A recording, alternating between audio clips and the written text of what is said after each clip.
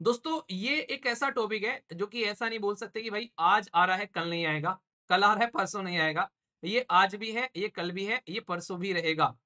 हमारे देश के अंदर में जजेस की अपॉइंटमेंट की जाती है कोलिजियम सिस्टम के तहत में। तो यहाँ पर collegium system versus national judicial appointment commission, ये एक ऐसा डिबेट है। जब जब हमारे देश के अंदर में जो गवर्नमेंट है, जो गवर्नमेंट जो है वो स्ट्रोंग रही है, तब तब जुडिशरी आप लोगों को यहाँ पर डाउन होती नजर आई है, कहीं ना कहीं देखोगे। और इसी का एक रीजन था 1975 से लेके 77 तक हमारे देश के अंदर में इमरजेंसी रही। और हमारे देश के अंदर में जो जुडिशरी में जो अपॉइंटमेंट की जाती थी, वो पॉलिटिकल सिस्टम के थ्रू यहाँ पर की जाती थी। दोस्तों ये एक ऐसा टॉपिक है जो कि ऐसा नहीं बोल सकते कि भाई आज आ रहा है कल नहीं आएगा, कल आ रहा है परसों नहीं आएगा। ये आज भी है, ये कल भी है, ये परसों भी रहेगा। तो ये इसलिए इस टॉपिक को एक बार ढंग से समझ लो। बात की जा रही है जुडिशियल अपॉइंटमेंट के बारे में। मतलब हमारे देश के अंदर में जब हम लोग अपॉइंटमेंट के बारे में बात करते हैं, तो सबसे बड़ी समस्या क्या देखने को मिलती है कि भाई आज के डेट में भी दुनिया भर के केसेस जो हैं वो पेंडिंग पड़े हुए हैं। अभी अगर बात करें यहाँ पर हमारे देश के अंदर में जजेस की अपॉइंटमेंट की जाती है कोलिजियम सिस्टम के तहत में। पर लेकिन इसके चलते भी आज की डेट में हमारे देश के अंदर में जजेस की संख्या ऐसा नहीं कि इंप्रूव नहीं हुई है, इंप्रूव हुई है अभी फिलहाल के टाइम पे अच्छी खासी। पर फिर भी 60 लाख के करीब केसेस जो हैं वो हाई कोर्ट के अंदर में पेंडिंग पड़े हुए हैं। 60 लाख समझ रहे हैं आप लोग यहाँ पर। एक तरीके से मतलब दिन रात लगकर भी अगर कोई इंसान जो है वो सिस्टमेटिक वे में काम करे, तभी भी चलकर इन केसेस को जो है वो प्रॉपर टाइम पर एक तरीके से इंप्रूव नहीं कर पाएगा, खत्म नहीं कर पाएगा। तो इसके लिए प्रॉपर सिस्टमेटिक प्लानिंग की जरूरत यहाँ पर पड़ेगी। जुडिशियल अपॉइंटमेंट के बारे में अगर आप लोग बात करते हैं, तो डिले होता है अपॉइंटमेंट में, जिसकी वजह से कई बार केसेस में पेंडिंग पड़ा रहता है। तो इसको लेकर हिस्टोरिक, ये शब्द भी इन्होंने यूज कर दिया, हिस्टोरिकल डिबेट है। ये हिस्टोरिकल का मतलब आज नहीं है भाई साहब, तुमको लग रहा है कि आज ही ये डिबेट चला है, ये लंबे समय से डिबेट चला हुआ है। तो यहां पर collegium system versus national judicial appointment commission, ये एक ऐसा डिबेट है जो कि जब जब यहां पर अपॉइंटमेंट करने की बात करते हैं भाई साहब जुडिशरी के अंदर में, तब तब ये डिबेट आप लोगों को यहां पर देखने को मिलेगा। और इसीलिए यहां पर इस डिबेट को लेकर जब जब बोलते हैं कि यार केसेस की पेंडिंग पड़ी हुई है, कुछ भी ऐसी बातें निकल कर आती है, तो ये सबसे पहले टॉपिक आप लोगों को यहां पर देखने को मिलता है। तो इसलिए बात ये निकल कर आती है कि क्या आज की डेट में हम लोग इतनी टेक्नोलॉजी इस्तेमाल कर रहे हैं, इतना कुछ हम लोग कर रहे हैं, क्या अपने जुडिशियल सिस्टम को हम लोग यहाँ पर इंप्रूव नहीं कर सकते? क्या आज की डेट में भी हम लोग इसको ऐसे रखेंगे जैसे पास्ट में चल रहा था? क्या अब हम लोगों को इसको इंप्रूव नहीं करना चाहिए आज के टाइम पर आकर? क्या अभी भी यहाँ पर जुडिशरी जो है वो एग्जीक्यूटिव लड़ती नजर आएंगी? अलग अलग देश में इसको लेकर क्या क्या कंडीशन है वो भी मैं आप लोगों को यहाँ पर समझाऊंगा। बड़े ही इंटरेस्टिंग वे में आप लोग चीजों को यहाँ पर जान पाएंगे। तो यहाँ पर अभी मुद्दा क्या है, मुद्दा ये निकल कर आता है कि एक साइड में है जुडिशरी, जिसको आप लोग जस्टिस सिस्टम बोलते हैं, और एक साइड में है यहाँ पर हमारे देश के अंदर में एग्जीक्यूटिव, जिसको आप लोग गवर्नमेंट सिस्टम बोलते हैं। यानी कि एक साइड में है अपॉइंटेड लोग जो कि हमारे देश के अंदर में जुडिशरी में आते हैं, एक साइड में इलेक्टेड लोग जो कि लोगों के द्वारा वोट देकर यहां पर लाए जाते हैं। अब सबसे इंपॉर्टेंट बात क्या है, जो जुडिशरी है यहाँ पर, जुडिशरी हमारे संविधान को प्रोटेक्शन प्रोवाइड कराने का काम करती है कि जो कॉन्स्टिट्यूशन है उसको कोई छेड़खानी उसके साथ में न करे। तो इसलिए हम लोग यहाँ पर बैठे हैं। पर लेकिन अगर बात करें एग्जीक्यूटिव, वो क्या है, वो यहाँ पर समाज के लिए, वेलफेयर के लिए काम करती हुई नजर आती है, उनके लिए कानून बनाती हुई नजर आती है। पर जो भी कानून बनाते हैं, ये देखा जाता है कि क्या वो कानून जो है हमारे देश के संविधान के हिसाब से सही है, तो उसके हिसाब से हम लोग इसको चेक करने बैठते हैं। तो मुद्दा जब आप लोग बैलेंस बनाकर इन चीजों को देखोगे, तो आप लोग को एक इंटरेस्टिंग चीज देखने को मिलेगी। और वो इंटरेस्टिंग चीज ये है कि ये आपस में कई बार एक दूसरे को कंट्रोल करते हुए भी नजर आते हैं। सरकार कुछ गलत कर रही है, जुडिशरी आ गई, जुडिशरी के अंदर में कोई करप्शन देखने को मिल रहा है, सरकार कमेंट करती हुई नजर आती है। हिस्टोरिकली एक इंटरेस्टिंग चीज आप लोगों को देखने को मिलेगी, और ये पर्टिकुलरली भारत के बारे में नहीं, आप लोग किसी भी देश के बारे में देख सकते हैं। अगर एक पलड़ा भारी रहेगा, तो दूसरा पलड़ा जो है बेसिकली हल्का रहेगा, और जो हल्के वाला पलड़ा है वो भारी वाले पलड़े के नीचे दबाव मिलेगा आप लोगों को। जब जब हमारे देश के अंदर में जो गवर्नमेंट है, जो गवर्नमेंट जो है वो स्ट्रोंग रही है, तब तब जुडिशरी आप लोगों को यहाँ पर डाउन होती नजर आई है, कहीं ना कहीं देखोगे। और इसी का एक रीजन था 1975 से लेके 77 तक हमारे देश के अंदर में इमरजेंसी रही। और हमारे देश के अंदर में जो जुडिशरी में जो अपॉइंटमेंट की जाती थी, वो पॉलिटिकल सिस्टम के थ्रू यहाँ पर की जाती थी। ये हिस्टोरिकली आप लोगों को देखने को मिलेगा। पर लेकिन आगे चलकर ये बोध हुआ हमारे देश की जुडिशरी को कि भाई तुम भी इक्वल पावर रखने वाले पिलर हो, जैसे हमारे देश के अंदर में सरकार है। तो फिर उनके अंदर का इंसान जो है वो जागा, और उन्होंने बोला कि भाई अपना अपॉइंटमेंट हम लोग खुद करा करेंगे। और इसके लिए इन्होंने क्या करना स्टार्ट किया, इन्होंने 3 जज के केस लेकर आए यहाँ पर। एक जज का केस है जिसको फर्स्ट जज केस बोलते हैं, वो है 1981 का। जिसमें यहाँ पर जो सुप्रीम कोर्ट के जो चीफ जस्टिस ऑफ इंडिया हुआ करते थे, वो रिकमेंडेशन दिया करते थे किसी की अपॉइंटमेंट करने के लिए, ट्रांसफर करने के लिए। तो रिकमेंडेशन मन किया तो मान लिया और नहीं मन किया तो भाई साहब इग्नोर कर दिया। तो यहाँ पर इस टाइम तक 1981 तक जो सुप्रीमेसी हुआ करती थी वो एग्जीक्यूटिव की हुआ करती थी। यानी कि एग्जीक्यूटिव जो थी, यानी कि सरकार जो थी, वो ज्यादा पावरफुल थी अपॉइंटमेंट करने के मामले में जुडिशरी के सामने अगर कंपेयर करते हैं। पर लेकिन ये चीजें बदली जब हमारे देश के अंदर में 1981 के बाद में फिर नेक्स्ट केस आया 1993 में। यानी कि आप लोग लगाकर चलो कि 12 साल तक, ये 12 साल तक तो ये चलता ही रहा, उससे पहले भी चीजें चल रही थी। पर लेकिन यहाँ पर जब चीजें नेक्स्ट हुई, यहाँ पर लगभग 12 साल बाद, अब ये चीज यहाँ पर पलट गई। अब क्या हुआ यहाँ पर, इसको बोलते हैं सेकंड जज केस। यहाँ पर अब यहाँ पर ये बोला गया कि जो चीफ जस्टिस ऑफ इंडिया है यहाँ पर, भाई साहब जो उनके साथ में जो उनका सजेशन दिया जाता है, उसके साथ में 2 लोगों को और ऐड कर दो और ये 3 लोगों का एक ग्रुप बन जाएगा। और अब ये सजेशन देगा सरकार को कि किसका अपॉइंटमेंट करना है और किसको ट्रांसफर करना है। और यहां से चलकर चीजें आप लोग की इंप्लीमेंट होती नजर आई। यानी कि कोलिजियम सिस्टम जो निकल कर आया रियलिटी में, वो 1993 में सेकंड जज केस से निकल कर आया, जो कि आज की डेट में अपॉइंटमेंट करता है।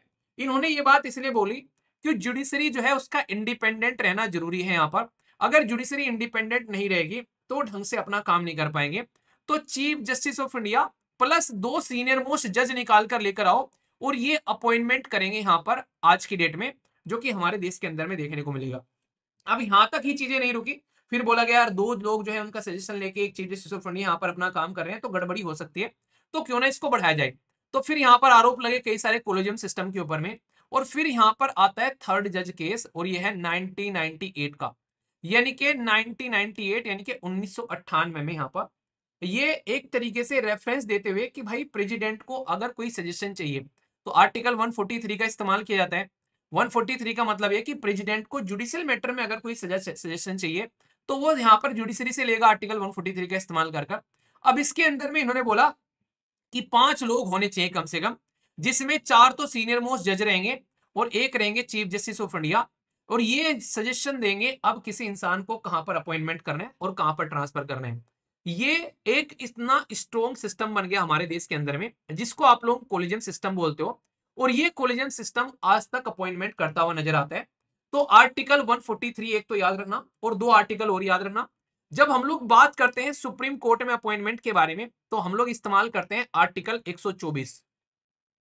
और जब बात करते हैं हम लोग हाई कोर्ट में अपॉइंटमेंट के बारे में तो हम लोग यहाँ पर बात करते हैं 217। और इससे नीचे वाली जो जुडिशरी होती है उनमें अपॉइंटमेंट होती है एग्जाम के थ्रू, जो आप लोग देखते हैं ना, जो एग्जाम कंडक्ट कराया जाता है हमारे देश के अंदर में अलग अलग लेवल पर, स्टेट के अंदर आप लोग नॉर्मली देखते हो, तो वो यहाँ पर उस तरीके से उनका अपॉइंटमेंट किया जाता है। तो अभी प्रेजेंट टाइम पर हमारे देश के अंदर में ये कोलिजियम सिस्टम काम करता हुआ नजर आ रहा है। अब यहाँ पर 1998 से लेकर ये सारा का सारा प्रक्रिया चलती रही। पर लेकिन इस प्रक्रिया को रोकने की कोशिश की गई हमारे देश के अंदर में कि भाई यार ये कब तक चलता रहेगा इस तरीके का ये सिस्टम, यहाँ पर कोलिजन सिस्टम। तो इसलिए फिर यहाँ पर सरकार को लगा कि यार कुछ तो करते हैं, क्योंकि ये तो सारी पावर अपने हाथ में लिए बैठे हैं, ऐसे कैसे काम चलेगा। तो भाई ये लेकर आते हैं एनजेएसी। ये याद रखना यहाँ पर, इसको बोलते हैं, इसको आप लोग ध्यान रखना यहाँ पर, ये नेशनल जुडिशियल अपॉइंटमेंट कमीशन। यानी कि 1998 से जो कहानी चली हुई आ रही थी वो कहानी बदलने की कोशिश की जाती है 2014 में। और यहां पर 2014 में 99th कॉन्स्टिट्यूशन अमेंडमेंट किया जाता है सरकार के द्वारा और इसको बोला जाता है NJAC, national judicial appointment commission. ये बोला गया जो कोलिजन सिस्टम है ये करप्ट है, इसके अंदर में कई सारी कमियां खामियां हैं, जो अपॉइंटमेंट करने का तरीका है वो सही नहीं है, इसलिए इसको छोड़ दो और भाई साहब एक नया अपॉइंटमेंट का सिस्टम लेकर आएंगे जिसको एनजेसी बोला गया। अब एनजेसी में क्या था, इसमें टोटल मिलाकर 6 मेंबर थे। कोलियन सिस्टम में कितने, 5 थे, इसमें 6 थे। 6 कौन थे, 3 तो रहेंगे जुडिशरी के मेंबर और 3 रहेंगे यहाँ पर कहीं ना कहीं बिना जुडिशरी वाले रहेंगे। ऐसे ऐसे बोल सकते हो कि 3 तो जज रहेंगे यहाँ पर including chief justice of India, और 1 रहेंगे लॉ मिनिस्टर और 2 रहेंगे एमिनेंट पर्सन। और ये एमिनेंट आउटसाइड के होंगे तो सरकार के रहेंगे। तो मतलब अगर अपॉइंटमेंट आप लोगों को करनी है तो भाई 6 लोग रहेंगे और 3 लोग जो है दोनों साइड से निकल कर आएंगे और ये लोग अपॉइंटमेंट करेंगे और इसको बोला गया नेशनल जुडिशियल अपॉइंटमेंट कमीशन, जो जो यहाँ पर बेसिकली 99th कॉन्स्टिट्यूशन अमेंडमेंट करके लेकर आया गया। अब यहाँ पर आप लोगों को पता है हमारे देश के अंदर में संविधान में अगर कोई भी संशोधन यहाँ पर करना है सरकार के द्वारा तो उसका एक बेस आप लोगों को देखने को मिलेगा कि उसको सुप्रीम कोर्ट चेक करेगा कि ये जो संशोधन तुम लोगों ने किया है क्या ये संविधान यानी कि कॉन्स्टिट्यूशन के हिसाब से है। अब आप लोगों में थोड़ा सा हिस्ट्री में लेकर चलूंगा। अब आप लोग यहाँ पर ये समझो कि हमारे देश के अंदर में संविधान में संशोधन किया गया।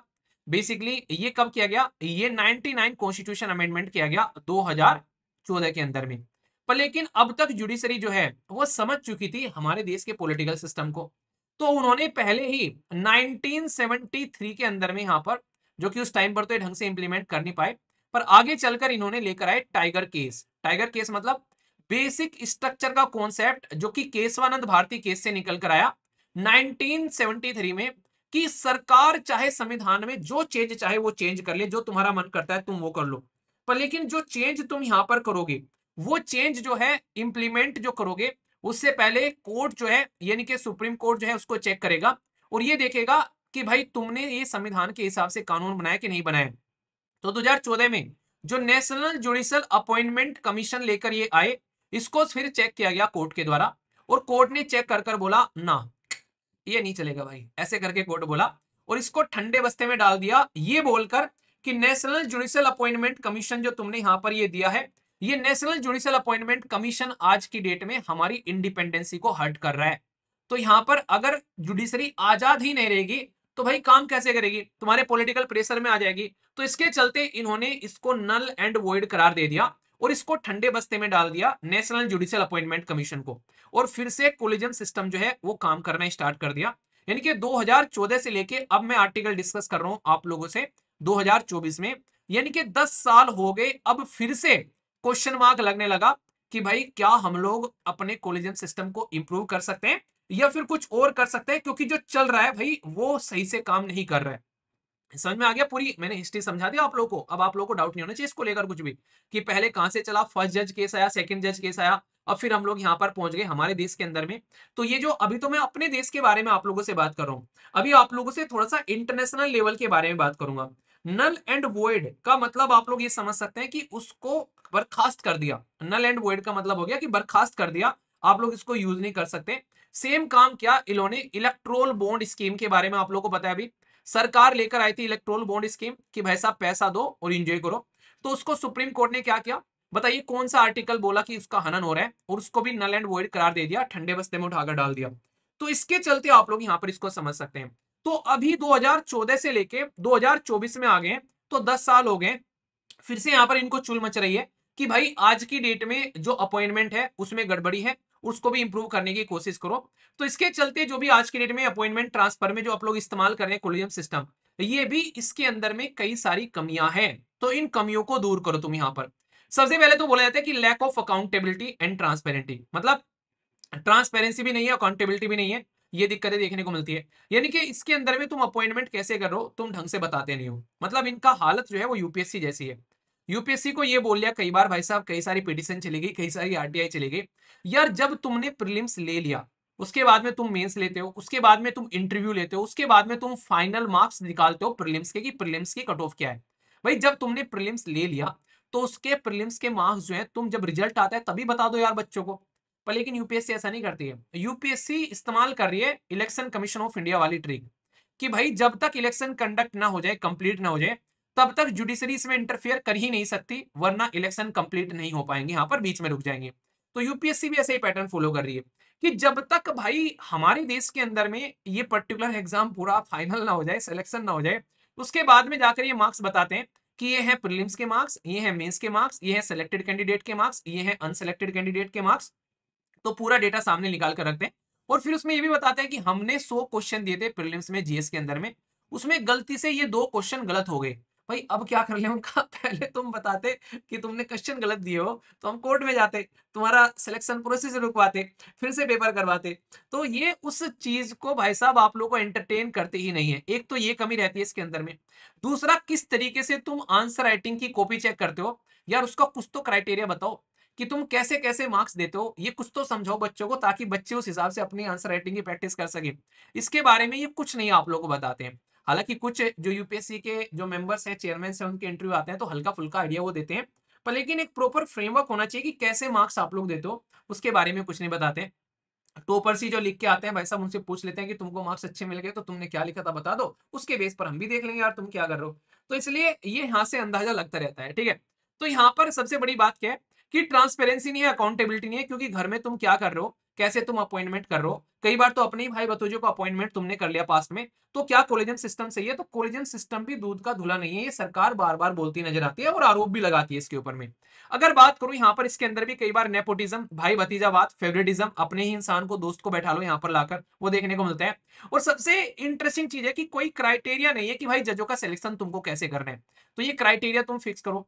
सुप्रीम कोर्ट क्या कहते हैं, उन्होंने यहाँ पर एनजेसी को बोला ये अनकॉन्स्टिट्यूशनल है, ठीक है, और यहाँ पर जुडिशियल इंडिपेंडेंस को यहाँ पर ये एक तरीके से अंडरमाइन करता है, यानी कि सरकार जो है वो कह रही है कि यार तुम जो हो इसको सही से लेकर नहीं चल रहे हो, सुप्रीम कोर्ट कह रहा है कि जो तुम बना के लेकर आ रहे हो वो यहाँ पर गलत है।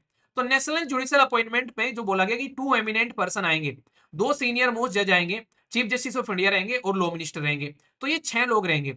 तो बोला गया कि यार 3 और 3 हो गए, अगर कल को चलकर अड़ गए यहाँ पर तुम, यहाँ पर आप लोगों ने बोला कि 3 बोल रहे हैं कि अपॉइंटमेंट होगा, 3 बोल रहे हैं कि इस इंसान का अपॉइंटमेंट नहीं होगा, तो भाई रही सही जो यहाँ पर आज की डेट में अपॉइंटमेंट की जा रही है जुडिशरी में, वो भी रुक जाएगी यहाँ पर, क्योंकि सरकार अड़ गई कि भाई हम नहीं जाने देंगे इसको, जुडिशरी कह रही है हम इसी को लेकर जाएंगे, तो यहाँ पर तो भाई अपॉइंटमेंट नहीं हो पाएगी। एटलीस्ट आज की डेट में कोलिजियम सिस्टम के थ्रू अपॉइंटमेंट होती तो है, तो ये अलग दिक्कत निकल कर आई। तो इसका क्रिटिसिज्म अलग से यहाँ पर इसने बोला कि गवर्नमेंट कंट्रोल करना चाहती है भाई साहब जुडिशरी को, वो नेशनल जुडिशियल अपॉइंटमेंट के थ्रू, तो यहाँ पर वो कैसे यहाँ पर कॉम्प्रोमाइज कर सकते हैं, जुडिशरी को तो इंडिपेंडेंट रखना है, तो इसलिए यहाँ पर कई बार निकल कर आते कैसे लेकर चलने हैं। तो कुछ लोग ये कहते हैं कि एनजेसी जो है वो अपॉइंटमेंट को फास्ट कर सकता है, ठीक है, डेमोक्रेटिक इन्वॉल्वमेंट देखने को मिलेगा, 50-50 है दोनों साइड में, तो ये रहता है। पर लेकिन अभी यहाँ पर आर्टिकल लिखने वाले हैं एक इंटरेस्टिंग आदमी, उन्होंने बोला कि तुम इंटरनेशनल देखो, इंटरनेशनल पे लोग कैसे काम कर रहे हैं, जहां पर देखो सबसे आसान तरीका क्या होता है, अगर आज की डेट में आप लोगों को ये देखना है कि भाई मुझे किस रास्ते पर चलना चाहिए, तो जिस रास्ते पर आप लोग जाना चाहते हैं, आप लोगों को खेती करनी है, आप लोगों को पढ़ाई में जाना है, आप लोगों को यूपीएससी में सिलेक्शन लेना है, आप लोगों को साइंटिस्ट बनना है, आप लोगों को आज के डेट में कोई बिजनेस करना है, तो ये देखो कि कौन मार्केट में सबसे बेस्ट कर रहा है, कोई एक नहीं, कम से कम 3 एग्जाम्पल उठा लो कि यार ये 3 सबसे बेस्ट कर रहे हैं, और उन तीनों का एग्जाम्पल लेकर तुम देखो कि उनके वहां पर किस तरीके का काम चल रहा है, भाई कैसे इनकी चीजें चल रही हैं। या 3 टॉपर उठा लो, मान लीजिए आप लोगों को एग्जाम की तैयारी करनी है, तो 3 टॉपर उठा लो, उन टॉपर को उठा लो जिनके पास में ऑप्शनल भी तुम्हारे वाला ही हो। अब देखो उन्होंने अपनी अपनी तैयारी को कैसे लेकर चला है, उनकी बातें सुनो, फिर उसमें से अपना खुद का कंक्लूजन निकालो कि भाई अच्छा इन्होंने इस तरीके से तैयारी करी है। 11th रैंक का जो बंदा था, मुझे नाम याद नहीं आ रहा, उसने कनिष्क कटारिया जो है उसको फॉलो किया, और वो बंदे ने बिल्कुल, क्यों कि कनिष्क कटारिया का भी फादर जो है वो आईएएस ऑफिसर, उसके भी फादर आईएएस ऑफिसर, उसका भी ऑप्शनल शायद मैथ्स था, इसका भी ऑप्शनल मैथ्स था। कह रहा है कि कुछ नहीं करना है कि टॉपर देख लो कौन क्या कर रहा है, और उसके बेस पर अपनी स्ट्रेटजी तैयार कर लो, आप लोग देखो कि उसने क्या क्या किया, अपना वही कर लो भाई साहब। पर इसके बीच में आलस नाम का एक प्राणी आता है जो सारी चीजें लेकर डूब जाता है, तो इसमें बैलेंस बनाना आप लोगों को सीखना पड़ेगा। तो यहाँ पर भी ये कह रहे हैं कि भाई इंटरनेशनल लेवल पर यूनाइटेड किंगडम क्या कर रहा है, यूनाइटेड किंगडम जब अपॉइंटमेंट कर रहे हैं यहाँ पर, तो उसके अंदर में मेंबर, जुडिशियल मेंबर और लीगल प्रोफेशनल देखने को मिलेंगे, ये इंग्लैंड और वेल्स दोनों ये लेकर चल रहे हैं जुडिशियल अपॉइंटमेंट के अंदर में, तो इनसे सीख लो ये कैसे कर रहे हैं, यानी कि यूके अपने देश के अंदर में कैसे अपॉइंटमेंट कर रहा है, और वहां पर जस्टिस सिस्टम अच्छा माना जा रहा है, तो वहां पे देख लो आप लोग, साउथ अफ्रीका को देख लो, जुडिशियल सर्विस कमीशन आप लोगों को देखने को मिलेगा, प्रेसिडेंट जो है वो यहाँ पर अपॉइंट करते हैं जब यहाँ पर, तो जुडिशरी भी है, लीगल प्रोफेशनल भी है, और नेशनल असेंबली के लोग भी हैं यहाँ पर, इनसे देख लो इनके यहाँ पर जस्टिस सिस्टम कैसा चल रहा है।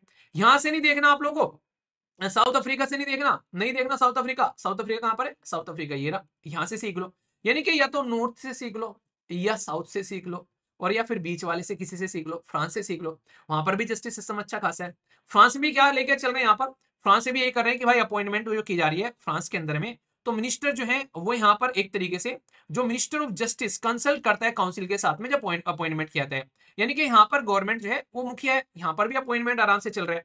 यानी कि आप लोग एग्जाम्पल देखो कि कैसे कैसे एग्जाम्पल है, उसमें देखो कि क्या क्या फायदे हैं, किस तरीके से आप लोग उसमें रिफॉर्म लेकर आ सकते हैं, और उसी के बेस पर अपने देश के अंदर में रिफॉर्म को इंप्लीमेंट कर लो।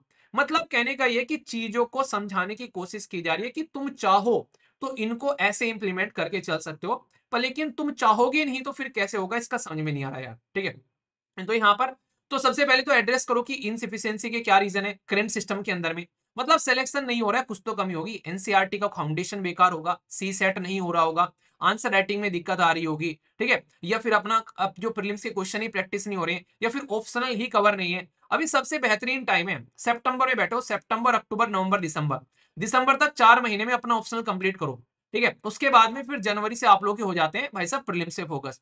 तो अगर इंसान को ये चीजें पता है तो वो अपने ऑप्शनल को इससे पहले कवर करके बैठेगा। पर कोई कह रहा है कि यार मैं तो जनवरी से ऑप्शनल की तैयारी करूंगा, उससे बड़ी बेवकूफी वाली कोई बात नहीं है। अब उसको अगर जनवरी से ऑप्शनल की तैयारी करनी है तो भाई तू तैयारी कर नेक्स्ट ईयर के लिए, फिर कोई दिक्कत नहीं है, तो आराम से जनवरी से कर। तो इसका मतलब है कि क्या क्या दिक्कतें हैं आप लोगों को समझना पड़ेगा, कहां कहां पर आप लोग दोनों के बीच में जो डिफरेंस चला हुआ है, क्योंकि दोनों एक देश की आम है ना, जुडिशरी भी हमारे देश का ही पार्ट है, एग्जीक्यूटिव यानी कि सरकार, लेजिस्लेटिव भी हमारे देश का पार्ट है। तो बैलेंस बनाकर कहां चल सकते हो आप लोग ये समझो, ठीक है। फीडबैक होना चाहिए यहाँ पर जुडिशरी के अंदर में, एग्जीक्यूटिव के अंदर में, सिविल सोसाइटी को लेकर। देखो हमारे देश के अंदर में जब भी कोई कानून पास किया जाता है तो बाकायदा उसके लिए एक माहौल बनाया जाता है कि भाई ये कानून पास करेंगे और इस कानून को हम लोग ऐसे लेकर चलेंगे, और फिर उसको पब्लिकली रखा भी जाता है बिल को ड्राफ्ट करने से पहले, मतलब ड्राफ्ट करके बिल को पब्लिक में रखा जाता है। वो अलग बात है कि हम लोग अपना फीडबैक नहीं देते हैं। हर एक बिल जो पास किया जाने के लिए जाना है, पहले ड्राफ्ट तैयार करके आप लोगों का ओपिनियन लेने के लिए उसको पब्लिकली रखा जाता है। पर आप लोग ओपिनियन देने के लिए तैयार ही नहीं है, तो यहां पर वो भी होना चाहिए कि किस तरीके से बैलेंस करना है। जुडिशरी की इंडिपेंडेंस भी होनी चाहिए। अगर किसी इंसान को इंडिपेंडेंट बनाया है तो भाई तुम अगर इंडिपेंडेंट हो तो अकाउंटेबिलिटी भी तुम्हारी है ना। आप लोग ये सोचो, घर वालों ने तुमको पैसे दे दिए और बोला कि जाओ तुमको बस पढ़ाई करनी है, किसी चीज की टेंशन नहीं लेनी है। हम ना तुमको शादी के लिए बोलेंगे, हम ना तुमको ये बोलेंगे तुम पैसे कितने खर्च कर रहे हो, हम ना तुमको यहाँ पर तुम्हारे काम में कोई इंटरफेरेंस करेंगे कि भाई घर आ जाओ, बीच बीच में तुम्हारे ऊपर प्रेशर डालेंगे। अब तुमको हम लोगों ने 2 साल दे दिए पूरे के पूरे, तुम बैठ के पढ़ाई करो। चलो दो ने तुम्हें 3 साल दे दिए। अब 3 साल बाद घर वाले तुमसे पूछ रहे हैं कि भाई 3 साल हो गए, अब इतना तो हक बनता है ना कि 3 साल में तुम्हारा सिलेक्शन नहीं हुआ कि तुमने क्या किया, कुछ तो घटिया हरकत कर रहे होंगे ना तुम, कि 3 साल हो गए कि तुम 3 साल तक एक ही चीज पढ़े जा रहे हो, तुम फिर भी सिलेक्शन नहीं ले रहे हो। तो अगर तुम यहां पर अभी भी अपने आप को अकाउंटेबल नहीं ठहरा रहे हो जबकि हमने तुमको इंडिपेंडेंसी दे दी है, तो इसका मतलब तो फिर तुमको फिर इंडिपेंडेंसी देने का कोई मतलब नहीं है, इसका मतलब तुमको फ्रीडम देने का कोई मतलब नहीं है। तो सेम कंडीशन आप लोगों को देखने को मिलती है यहाँ पर जुडिशरी के अंदर में, कि भाई 2014 से हम लोगों ने बात की थी कि जुडिशियल अपॉइंटमेंट कमीशन लेकर आए, 2024 में 10 साल हो गए, अभी भी अगर अपॉइंटमेंट में कमियां और खामियां देखने को मिल रही है, तो भाई मिलकर काम करो, फिर बताओ कि सॉल्यूशन कैसे निकालना है। ये चीजें आप लोग यहां पर समझ सकते हो। तो इसके लिए रिफॉर्म की तो जरूरत पड़ेगी ना, तो रिफॉर्म लेकर आओ, क्या क्या रिफॉर्म है उसके अंदर में। तो ये पूरा का पूरा सिस्टम जो है, ये जुडिशियल रिफॉर्म के बारे में यहां पर बात करें तो मैंने फर्स्ट जज केस, सेकंड जज केस, थर्ड जज केस, अपॉइंटमेंट कमीशन के बारे में आप लोगों से बात कर दी। कैसे यहाँ पर बात करें कि क्या हम लोग को नेशनल जुडिशियल अपॉइंटमेंट कमीशन पे फिर से रिवर्क करना चाहिए, तो इसके चलते पूरा का पूरा मुद्दा आप लोगों को देखने को मिलेगा। तो प्रदीप मिश्रा जी के द्वारा ये आर्टिकल यहाँ पर लिखा गया है, ठीक है। तो बेसिक है, इंपॉर्टेंट है, ये बेसिकली इंटरनेशनल जो ग्लोबल पॉलिसी रिसर्च वर्क के लिए काम करते हैं, इसके चलते यहाँ पर ये ऑथर भी है supreme court and Indian economy के लिए। तो यहाँ पर अच्छी नॉलेज है, तो इनके द्वारा ये अपना बैलेंस व्यू यहाँ पर दिया गया है दोनों तरीके से। तो इस तरीके के क्वेश्चन, इस तरीके के टॉपिक पर आप लोग अक्सर क्वेश्चन भी कई बार पूछ लेते हैं। तो अगर फाउंडेशन आप लोगों को पता है प्रीलिम्स के क्वेश्चन कैसे बनेंगे, आप लोगों को जो मैंने बताया अभी यहाँ पर, ये सारा प्रीलिम्स का पोर्शन है, जिसमें नेशनल जुडिशियल अपॉइंटमेंट कमीशन के बारे में आप लोगों से पूछ लेंगे, कोलिजियम सिस्टम के बारे में पूछ लेंगे, फर्स्ट जज सेकंड जज केस के बारे में, आर्टिकल मैंने 143 यहाँ पर 124 217 बताया। तो प्रीलिम्स, मेंस और इंटरव्यू में क्या पूछ लेंगे, कि आप लोगों को क्या लगता है कि भाई नेशनल जुडिशियल अपॉइंटमेंट कमीशन को क्या हम लोग को लेकर आना चाहिए, क्या जुडिशरी में आज की डेट में कोलिजियम सिस्टम इफिशिएंटली वर्क कर रहा है हमारे देश के अंदर में। तो ये चेक करने वाली बात है, यस या फिर नो, आप लोग यहाँ पर ये बताइए, ठीक है। तो बेसिक है, इंपॉर्टेंट है, कोई कंफ्यूजन इसको लेकर आप लोगों के मन में नहीं होना चाहिए, ठीक है।